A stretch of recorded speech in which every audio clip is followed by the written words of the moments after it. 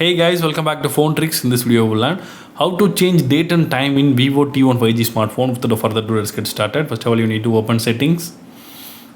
Then you need to navigate to system. You need to open that. Then you need to click date and time here. In default, the automatic time enabled in Vivo smartphones. You need to disable to enable manual time. After disabling, you can edit the time. Also, you can edit the date also. So change the time displayed here and date also.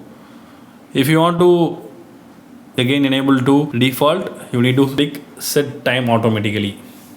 Also, if you want the 12 hours time, you need to click use 24-hour format to disable that.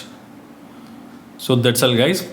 I hope this video is very useful to you. If you like this video, hit thumbs up and do subscribe our channel for more updates. Thank you.